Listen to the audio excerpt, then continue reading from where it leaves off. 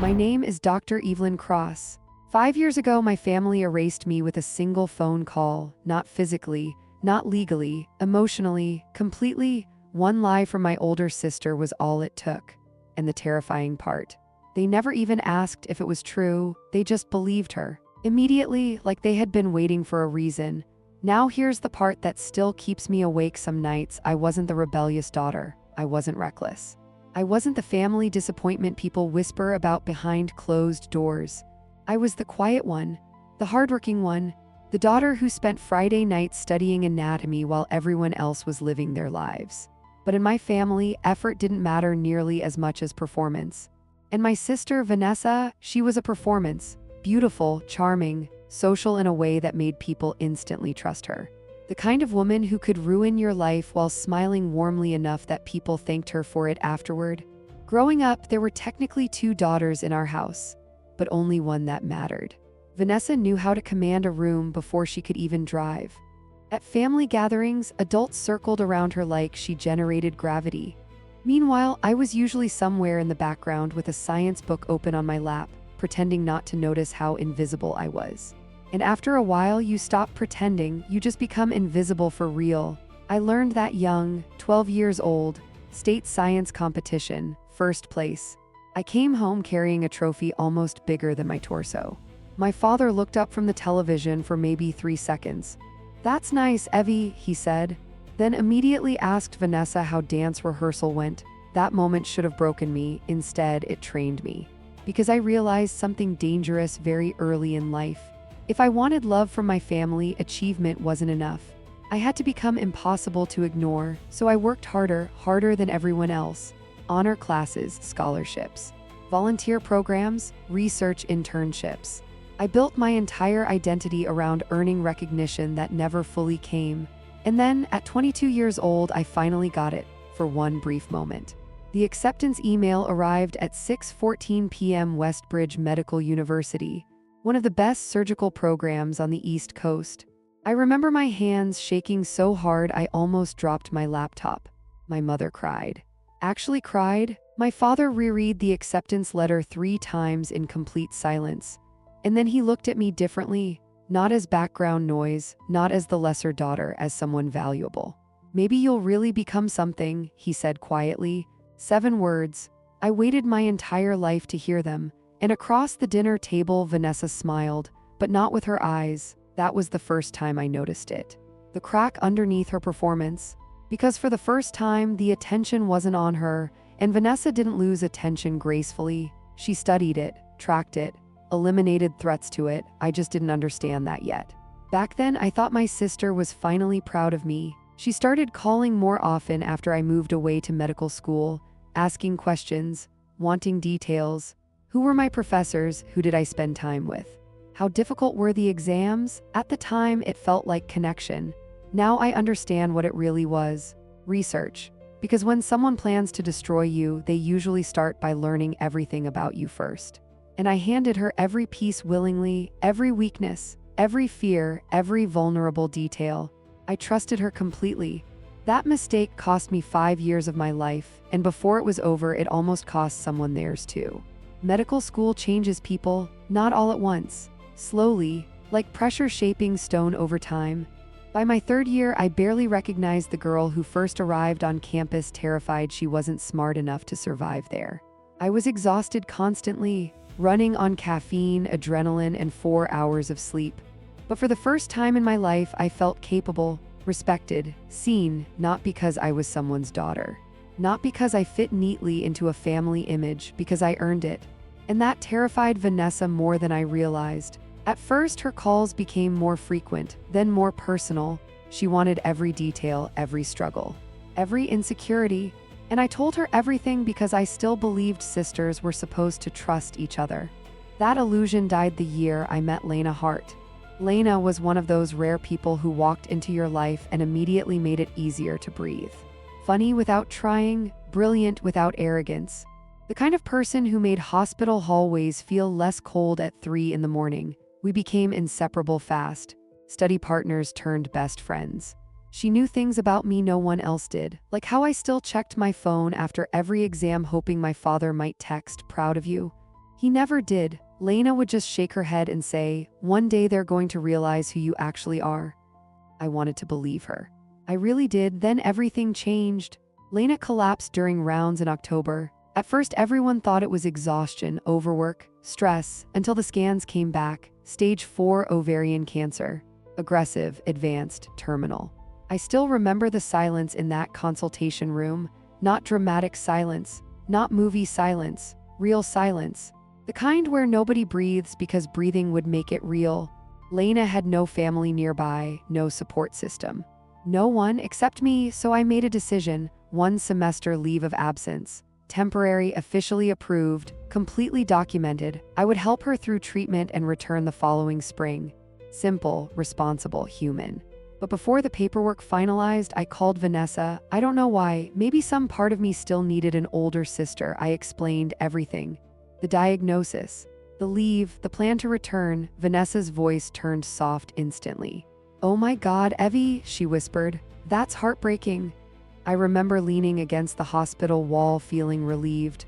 Relieved, because for 1 second it felt like I had family.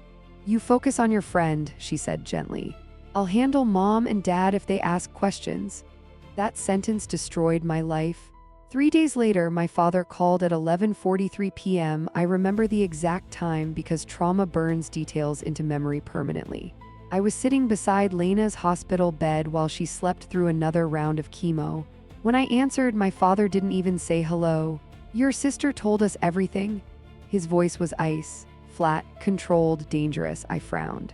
"Everything about what?" "The drugs, the dropout, the man you moved in with." For a second, I genuinely thought he had the wrong number. "Dad, what are you talking about?" She showed us the messages. Messages, proof. That word shattered something inside me immediately, because Vanessa had always been good at creating believable stories. "Dad, listen to me carefully," I said, standing up so fast the chair nearly tipped backward. I never dropped out. "I filed a medical leave. I'm in the hospital right now with my friend." "She told us you'd say that." That sentence. God, that sentence still makes my stomach turn, because it meant the lie was already complete, prepared. Protected against my defense before I even knew I was accused. Then my mother got on the phone crying. "How could you do this to us, Evelyn?" And right there, standing under fluorescent hospital lights while chemotherapy dripped into my dying best friend's veins, I realized something horrifying. They weren't calling to ask questions. They had already decided I was guilty, and nothing I said mattered anymore. I tried anyway. That's the part people never understand when they hear stories like this. They think eventually you stop caring. You don't, not immediately. At first, you fight like your life depends on it, because emotionally, it does. After the call ended, I stood outside the oncology ward shaking so hard I could barely unlock my phone. I called back instantly. Voicemail again, blocked just like that. One conversation, one lie, and my father erased me from his life. My mother blocked me the next morning. I stared at the screen for almost a full minute after the message failed to deliver. Like maybe if I waited long enough, reality would correct itself. It didn't. I sent emails instead, first short, then longer, then desperate. I attached every document I had: leave approval forms, medical authorization paperwork, letters from the university, even my dean's direct office number, everything. Enough evidence to convince any reasonable person. But that was my mistake right there. I still believed reason mattered. It doesn't when people emotionally prefer the lie. 5 days, that's how long I fought to get my family back. 14 calls, 6 emails. 1 handwritten letter mailed overnight priority. It came back unopened. Returned to sender. My mother's handwriting across the envelope. I still remember touching the ink with my thumb like somehow that made the rejection less real. Lena found me crying in the hospital stairwell that night. Not graceful crying, not quiet. The kind where your body physically folds under the weight of something too heavy to carry. She sat beside me slowly, IV bruises still visible on her arms. Then she asked the question no one else had. "What if this isn't your fault?" That sentence changed something inside me, not immediately, but enough. Enough to stop blaming myself for their choices. Enough to breathe again. Meanwhile, Vanessa kept building the lie. I didn't fully understand how extensive it was until years later. At Thanksgiving, she told relatives I had become unstable. At Christmas, she claimed I refused all contact. By spring, distant cousins believed I was addicted to painkillers and living with some abusive boyfriend in another state. Every story slightly different. Carefully adjusted depending on the audience. That's what made her dangerous. She understood people. She knew exactly how much detail made a lie believable. Too little sounds suspicious. Too much sounds rehearsed. Vanessa always found the perfect balance. And my parents, they accepted every version without hesitation, because deep down, the lie gave them something convenient, disappointment with explanation attached. It's easier to reject a daughter when someone hands you a narrative that justifies it. That realization came slowly, painfully, but once I saw it, I couldn't unsee it. On the 6th day, I stopped calling, not because I gave up, because I finally understood the truth. They weren't waiting for proof.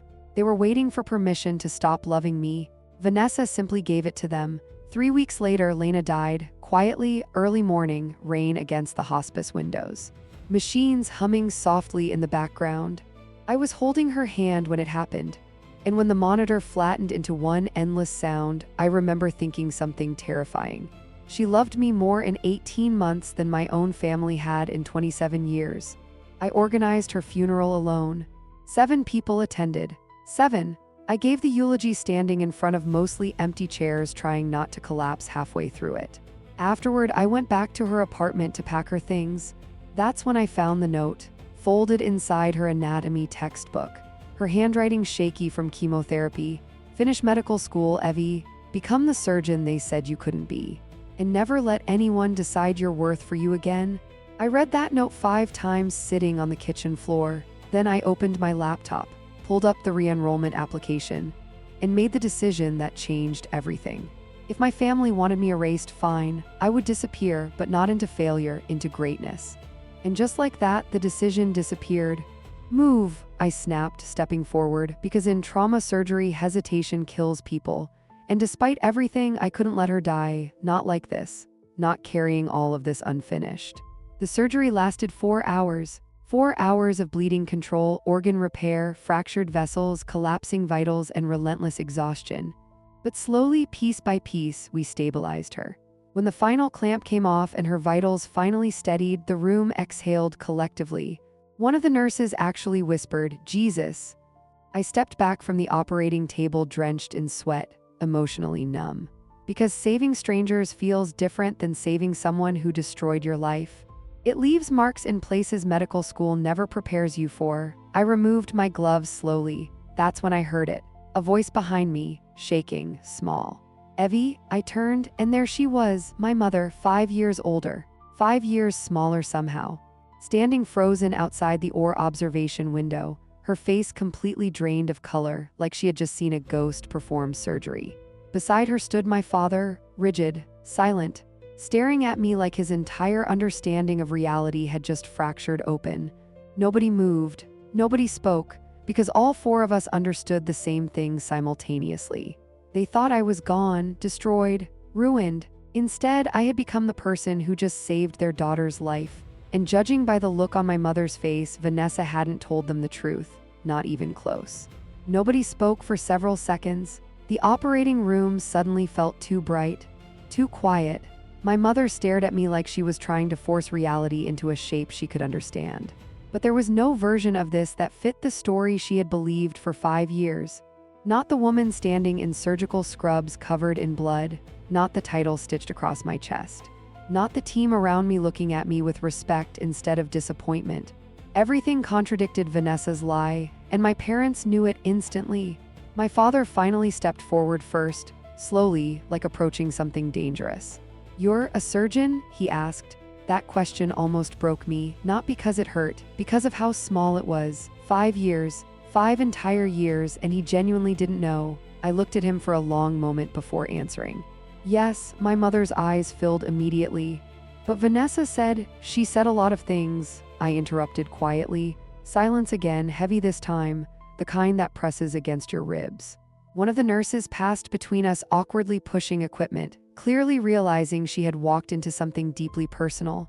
Still, nobody moved. My father looked at the operating room doors behind me, then back at me.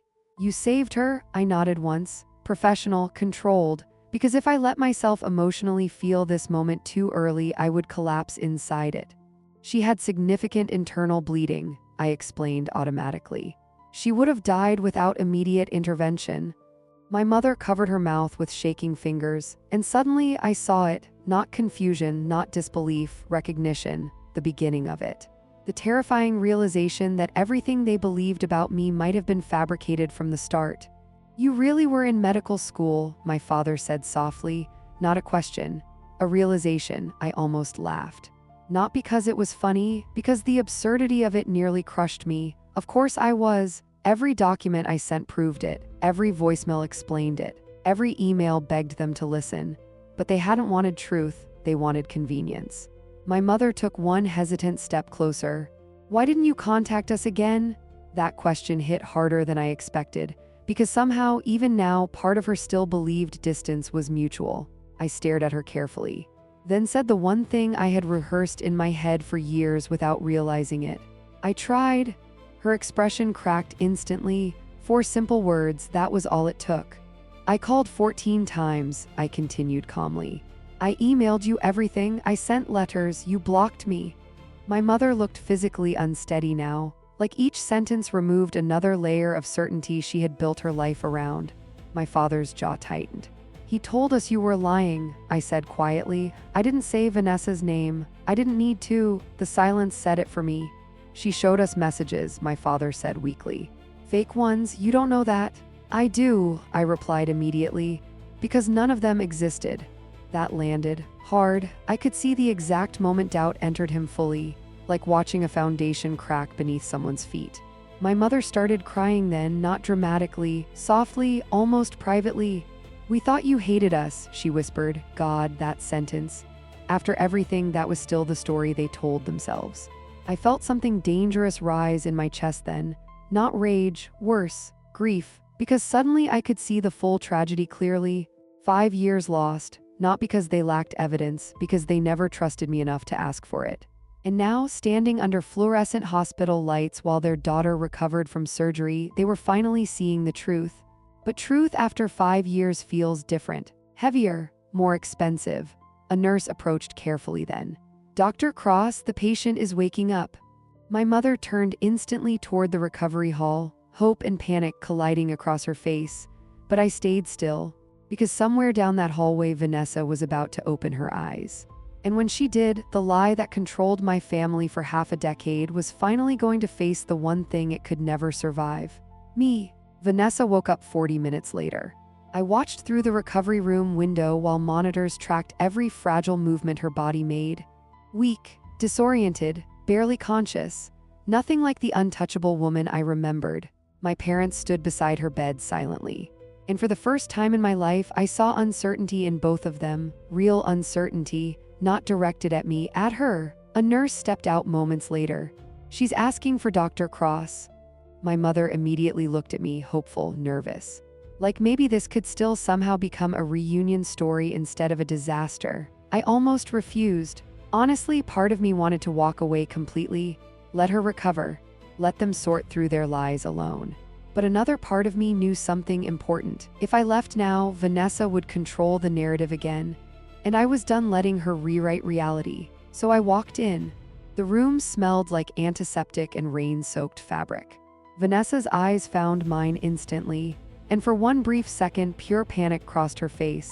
Not guilt, not remorse, fear, because she understood the situation immediately. I was alive, successful. Standing in front of our parents wearing surgical scrubs and an attending physician badge. Everything she told them had collapsed. "No," she whispered weakly, like she was still trying to process it. I stayed near the doorway. Professional distance, emotional distance, safe distance. "You survived surgery," I said calmly. "The internal bleeding was severe, but we controlled it." Vanessa barely reacted to the medical information. She was staring at me too hard.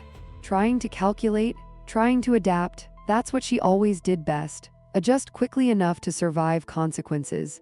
Then she looked toward our parents, and I watched the performance begin forming behind her eyes in real time. Terrifying, honestly, watching someone construct manipulation while lying in a hospital bed. "Evie," she whispered, forcing tears instantly. "I missed you so much." There it was, the script, the victim voice, the trembling lips. 5 years ago, it would have worked perfectly. But now I could see every mechanism moving underneath it, and apparently so could my father. "Stop," he said quietly. Vanessa blinked, caught off guard. He never interrupted her before. Not once in our entire lives. "Dad," I said, "stop." The room changed immediately. Vanessa noticed it too. For the first time, she looked genuinely nervous. My mother stepped forward slowly. "Did Evelyn really send those emails?" she asked shakily. Vanessa hesitated. Tiny pause, but pauses matter when truth is involved. I don't remember." Wrong answer. I saw it instantly in my father's face. "Because innocent people deny clearly, liars buy time." "She sent documents," I said calmly. "University records, leave approval forms, contact information." Vanessa looked at me sharply then, warning. Same look she used when we were children right before she destroyed someone socially. But I wasn't 12 anymore, and she wasn't stronger than me now. "She told us you were addicted," my mother whispered. Vanessa's eyes filled with tears again instantly. I was scared for her. Another performance pivot, fear instead of accusation, classic Vanessa. She was acting strange and I thought, "You forged text messages," I interrupted, flat, direct. The room went silent. Vanessa looked at me like she wanted to kill me. "There were no drugs," I continued. "No boyfriend, no dropout. Lena Hart existed. She died from ovarian cancer 6 weeks after your call." That landed like a physical impact. My mother sat down immediately, actually sat down like her knees stopped working. My father looked at Vanessa with an expression I had never seen before. Disgust, pure disgust. And suddenly Vanessa understood something horrifying. The performance wasn't working anymore, because for the first time, someone else had evidence. And unlike her lies, mine came with proof. Vanessa kept trying. That's the frightening thing about people like her. Even cornered, even exposed, they still believe they can regain control. "You don't understand," she said quickly, voice trembling. "I was trying to protect this family." Protect, that word again. Manipulators love words that sound noble. My father stared at her in complete disbelief. "By destroying your sister's life? I thought she was unstable." "You forged evidence," he snapped. Vanessa immediately started crying harder, not naturally, strategically. I recognized the pattern now, escalate emotion when logic collapses. "She always hated me," Vanessa whispered weakly. "You know she did." That almost made me laugh, not because it was funny, because it was desperate. For the first time in years, she had no prepared script, no control over the room, no certainty about who people believed. And it terrified her. My mother looked between both of us like she physically couldn't process the reality in front of her.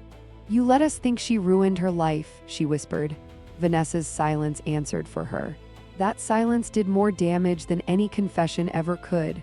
My father suddenly stood up so fast the chair scraped violently against the hospital floor. 5 years. I could actually see the number haunting him in real time. 5 birthdays, 5 Christmases, 5 years of believing one daughter while abandoning the other. "You blocked her," he said to my mother quietly, like he was just realizing it now. My mother broke completely then. "I thought she hated us," she cried. And there it was again, that same sentence. The story they told themselves to survive what they had done, but I was too tired for comforting lies now. "You never asked me," I said softly. Nobody responded because they couldn't. There's no defense for abandoning someone without even hearing their side, especially your own child. Vanessa looked at me carefully then. And for the first time since I entered the room, the mask dropped completely. No tears, no softness, just calculation, cold, sharp, dangerous. "You think you've won?" she asked quietly. My mother looked horrified. "Vanessa, no, let her hear this," she snapped suddenly.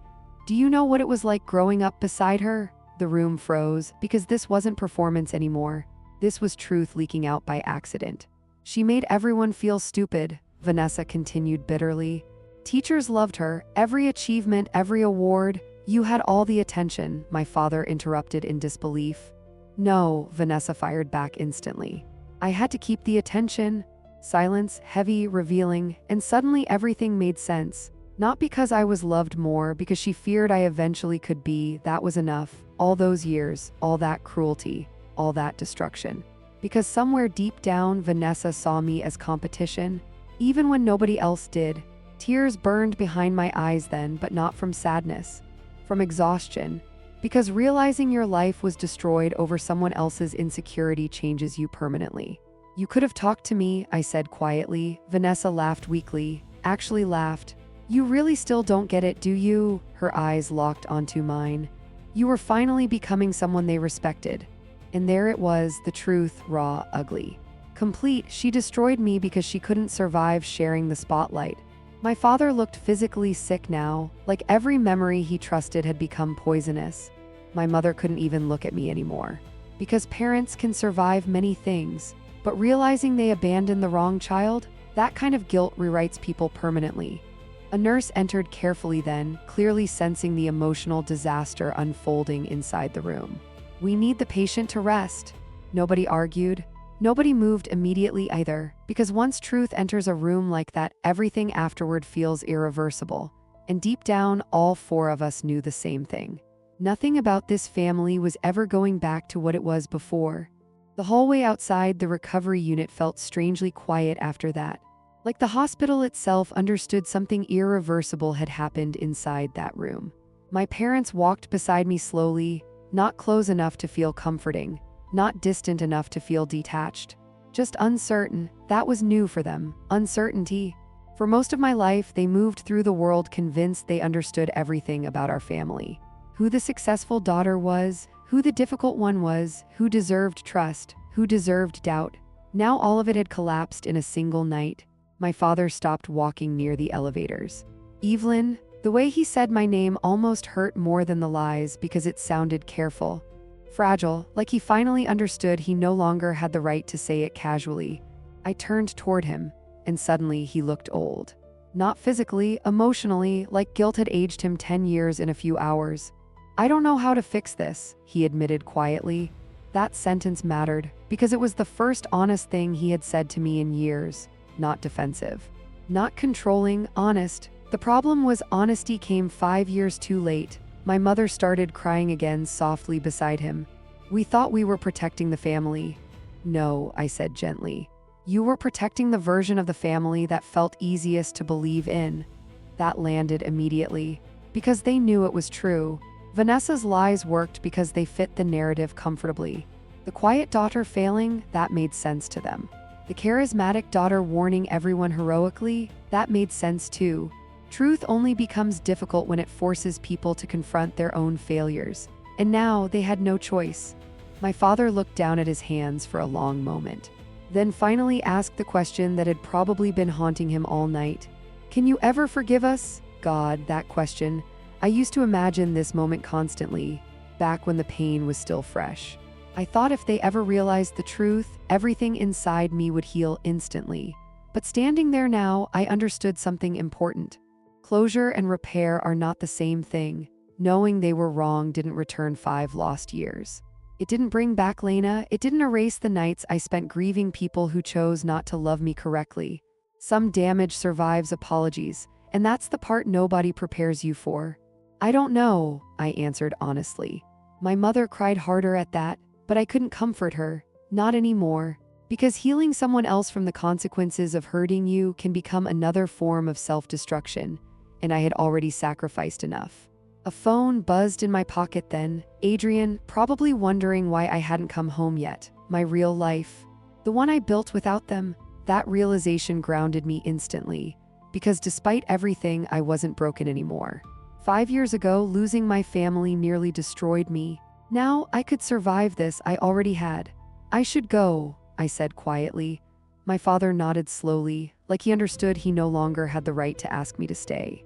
Then something unexpected happened. My mother stepped forward carefully and handed me a folded envelope from her purse. I kept these, she whispered. Confused, I opened it. Inside were printed copies of my old emails. Every single one, unread maybe, ignored definitely, but not deleted. My throat tightened instantly, because somewhere deep down, some part of her must have known, even then. I read them after the accident, she admitted shakily. All of them? I looked at the papers for a long moment, 5 years of grief sitting in my hands.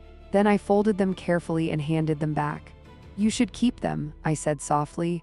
Why? Because some truths deserve witnesses. And some guilt deserves memory. I walked toward the elevator after that without looking back, not because I hated them, because for the first time in my life, I finally understood something freeing. Their love was never supposed to define my worth. And once I stopped needing it, they lost the power to destroy me forever. If this story hit harder than you expected, make sure to subscribe and become part of this community where the truth always comes out eventually. And remember, sometimes the people who try hardest to destroy you are the same ones who secretly fear who you're becoming.